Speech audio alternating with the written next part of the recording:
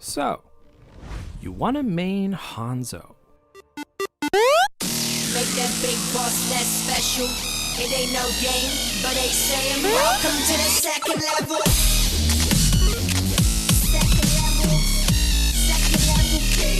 Second level. Welcome back to So You Want to Main, our Overwatch character guide. In this episode, we focus on Hanzo. Hanzo is the older of the two Shimada brothers in Overwatch. The Shimada family was established centuries ago, a clan of assassins whose power grew over the years, enabling them to build a vast criminal empire out of Hanamura that profited from lucrative trade in arms and illegal substances. As the eldest son of Sojiro Shimada, the family's head, Hanzo was bound by duty to succeed his father and rule the Shimada Empire. From a young age, he was trained for that responsibility, displaying a natural aptitude for leadership and possessing an innate understanding of strategy and tactics. He also excelled in more practical areas. He was a prodigy in martial arts, swordplay, and bowmanship. Upon the death of his father, the clan elders instructed Hanzo to straighten out his wayward younger brother, Genji, so that he too might help rule the Shimada Empire. When his brother refused, Hanzo was forced to kill him. Unbeknownst to Hanzo, however, Genji narrowly survived this attempt with the help of Overwatch. This act broke Hanzo's heart and drove him to project his father's legacy, ultimately leading him to abandon the clan and all that he had worked so hard to attain. Furthermore, he swore to never again wield a sword and would forevermore rely on his skills with the bow. Seeing his abandonment as betrayal, the clan declared Hanzo an enemy and assassins were sent time and again to kill him. That was 10 years ago. Now, Hanzo travels the world, perfecting his skills as a warrior, attempting to restore his honor and put the ghosts of his past to rest, honing his murderous skills all the while. You are not the first assassin sent to kill me, and you will not be the last. Hanzo is a damage character, who also happens to be a sniper, courtesy of being an archer. Hanzo's kit consists of his weapon, the Storm Bow, his abilities, Storm Arrow, Sonic Arrow, Lunge, and Wall Climb, and his ultimate ability, Dragon Strike.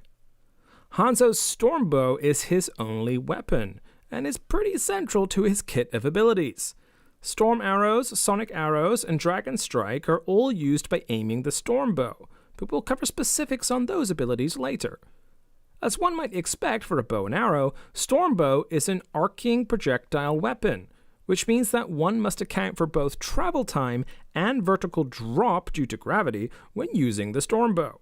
Also, as one might expect, the speed at which an arrow is fired from the Storm Bow and the damage it does varies based on how much you pull back, or charge, each arrow. At the low end, if you were to simply press the primary fire button and let go of it, the arrow will travel at a speed of 26 meters per second and only do 29 damage. But if you press and hold the primary fire for a fully charged shot, the arrow will travel at 100 meters per second and do 125 damage. You may be thinking, well, why would I ever not fully charge an arrow? But consider this. It takes Hanzo 0.7 seconds to fully charge an arrow, and another 0.5 seconds to knock his next arrow, so there are instances where using a partially charged arrow may be more useful. For example, if you're dealing with a tracer and you tag her with a fully charged arrow, a partially charged arrow will likely finish her off, and you can fire it more quickly, whereas if you fully charge that arrow, you may get taken out before you can finish the kill. Central to anyone's ability to play Hanzo, aim with the Storm Bow is a key to success. The best way to get better at aiming is just to practice. The training range is a great place to get used to the arrow's projectile arc and also provides some easy moving targets to hit. It's also a good warm-up exercise before hitting a real match. Practice against other players will give you the best experience though. You will quickly learn how to track quick-moving targets, lead your shots, hit long-range targets, and so on and so forth. You'll quickly move from finding it difficult to hit a shot to consistently landing body shots, to getting more and more of those sweet double damage critical hits. It also might be a great help to you if you up your look sensitivity, Once you get used to it, it will help you make crazy quick turning shots, which will surely help you get picks you otherwise wouldn't be able to.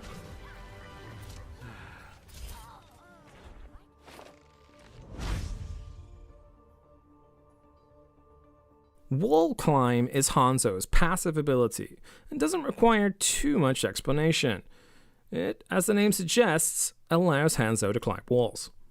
To use this ability, go up to a wall and press and hold the button the ability is bound to. For example, X on a PS4 or A on an Xbox by default. And Hanzo will climb straight up the wall to a maximum height of 4 meters. This ability is useful for getting to high ground from which you can rain death from above down on your enemy via arrow. The ability can also open up potential flanking routes for you or help you escape danger when things get a little too hot. A more recent addition to Hanzo's skill set, the lunge ability allows you to dodge quickly in the direction you're moving in as Hanzo. To use lunge, you simply tap the jump button to jump and tap again to lunge. Hanzo will then do a quick short leap in the direction you wish to go. While this ability may seem boring, it actually tends to be quite useful. The biggest thing Lunge's introduction has done for Hanzo is allow him to escape danger more easily. For example, if someone gets a little too close for comfort, you can lunge away from them and buy yourself some time and space to line up a good shot on your attacker, or to fall back to your tanks and healers, or climb up to safety. Lunge can also be used to escape ults such as Doomfist's Meteor Strike, Reaper's Death Blossom, or, incidentally, escape the path of an enemy Hanzo's Dragon Strike. These are just a few of the things you can potentially escape using Lunge. Lunge can also be used offensively to shift around corners in order to take out escaping enemies, or to surprise an unsuspecting enemy. Don't be afraid to lunge around a corner to tag a fleeing flanker, or get the drop on an occupied healer. Lunge can also be used both alone or in combination with Wall Climb to reach high up areas and jump across gaps that you previously could not traverse as Hanzo. With only a 5-second cooldown, don't be afraid to use your lunge as often as you need, whether it be to escape danger, engage the enemy, or to go where no Hanzo has ever gone before. And no, I don't mean the payload. Although ideally, if you could sit on it every once in a while, that would be great. Sonic Arrow is an ability that exchanges one of Hanzo's regular arrows for one tipped with a sonar tracking device. Specifically, it lets you see any enemy within a 7-meter radius of where the arrow hits for 6 seconds. The arrow can be used to damage an enemy and does the same amount of damage as a regular arrow. If a sonic arrow strikes an enemy or a barrier, it will remain attached, and the sonar effect radius will move with the arrow. Once used, there is a cooldown time of 12 seconds before you can knock another sonic arrow. All allies can also see the sonic effect of the arrow.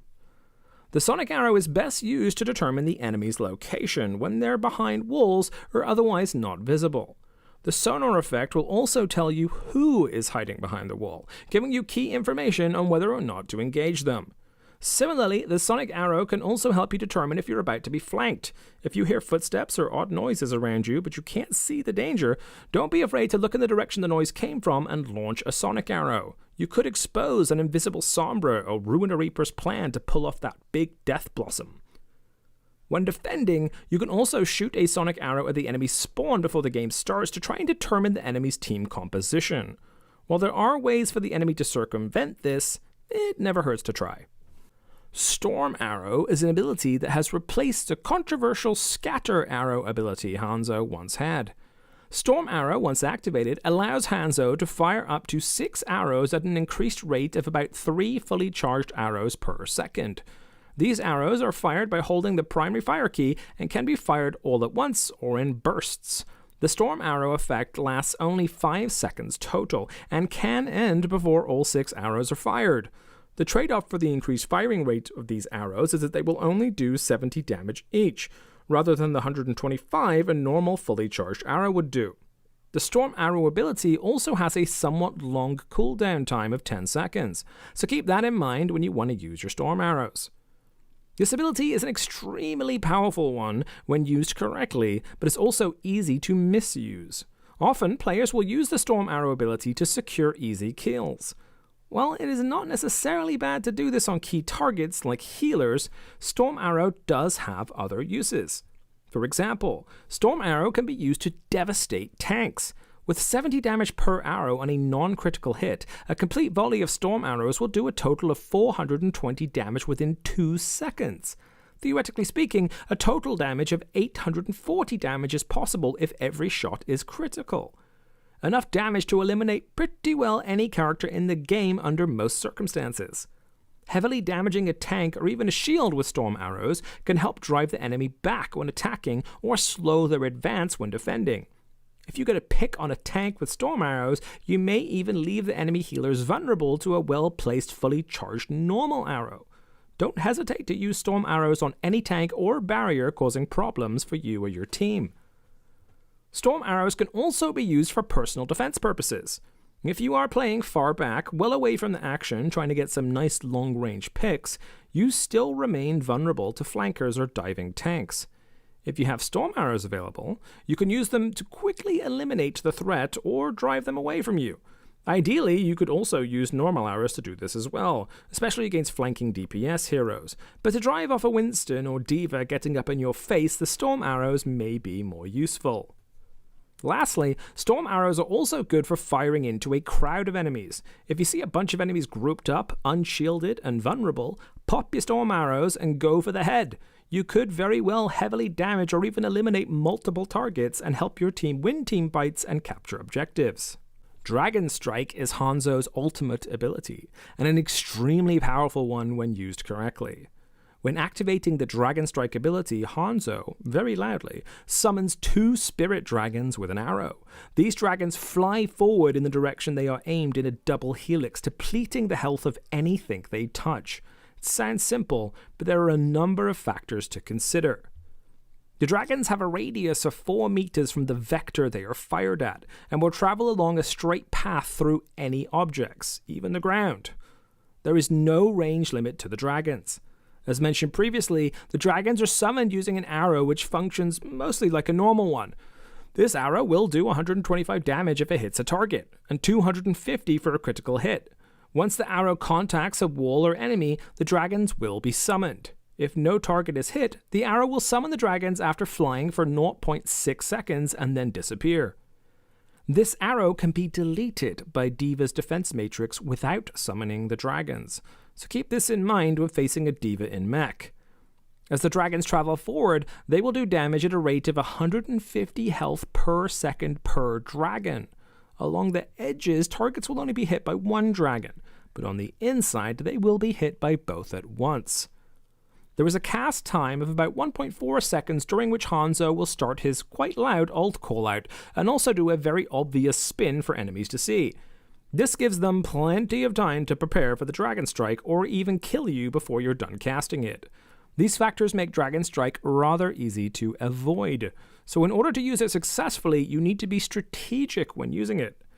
Thankfully, there are a number of ways to go about this.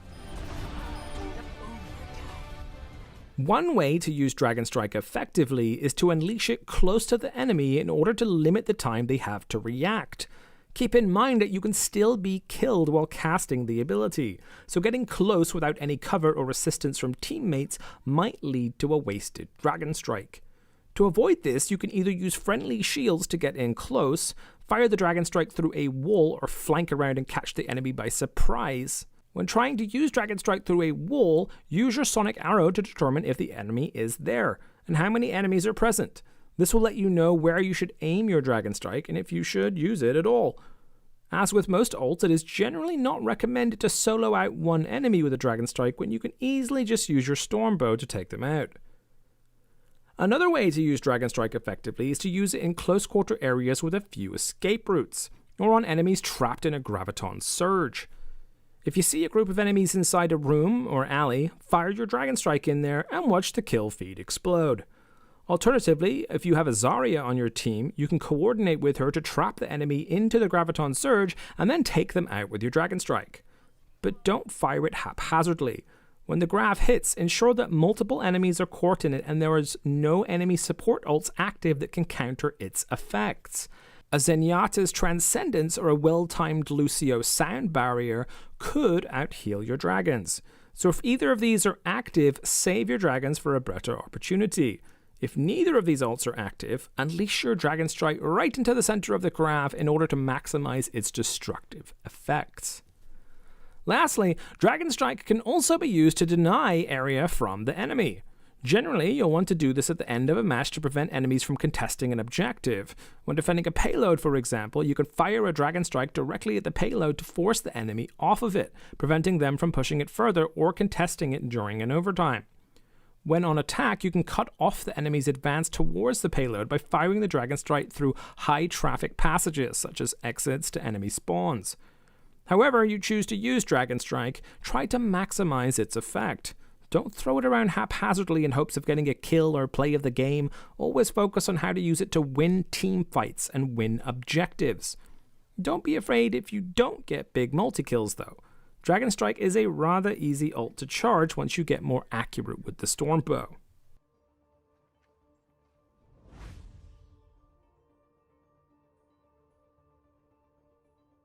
Now comes the big question. How do we use Hanzo's abilities and weapons together when playing as him? Well, just like any other DPS hero, your goal as Hanzo is to damage and get key picks. You can do this by either grouping up with your team and relying on your Storm Arrows and Storm Bow to damage or take out tanks, or you can flank around and hit the enemy from the back and take out healers, snipers, or anything else that can be down with an arrow or two. You can cause absolute chaos with just one well-placed arrow if it hits a key target, such as a Mercy. Don't be afraid to switch between strategies as you need to. For example, if you're flanking and getting picks but the team is being picked off by the enemy flankers, try regrouping with your team to take the flankers out and help them push forward. If you're grouping up with your team but just can't break through the enemy's defense, try flanking around and causing chaos to throw the enemy off their game. When playing Hanzo, remember that you also have the right skill set to deal with other snipers, such as an enemy Hanzo or Widowmaker, or emplacements such as Torbjorn's turret. While there is a definite learning curve on hitting targets far away due to the projectile travel time and drop, with experience you will be able to fight enemy snipers and take out those pesky Torbjorns and their turrets from a safe distance. Also, being a sniping DPS character, you generally should not have to focus on capturing objectives too much, but you must remember that it is the objective that wins you the game. Flashy plays, big dragon strikes, and sneaky headshots will mean nothing if they don't help you win the objectives and team fights. Be sure to make your plays and use your dragon strike when your team is still in the fight. Another big thing to remember is to use the Dragon Strike and Storm Arrow abilities effectively. In the case of Dragon Strike, try to maximize its use by trying to hit multiple targets at once whenever possible, or denying enemy access to an area when needed. When it comes to the Storm Arrow, try not to use it against squishy targets unless they're putting pressure on you. Focus on using those arrows to burn down tanks, fire into groups of enemies, or even get an easy kill on a healer every once in a while. Also, be sure to use your Sonic Arrow to help keep track of enemy movements, particularly when playing in the backline and searching for flankers, and potentially to pull off those sneaky headshots or dragon strikes when and where the enemy least expects them. Lastly, and possibly most importantly, always keep in mind that Hanzo is a rather difficult character, requiring good aim and fast reactions to play at a high level. The only way to train these skills is to practice, practice, practice. You're probably not going to be EQO from the outset, but with time and experience, you'll get better, so keep at it. You'll be getting great plays before you know it. My fate is written in SCATTA. It ain't no game, but they saying welcome to the second level.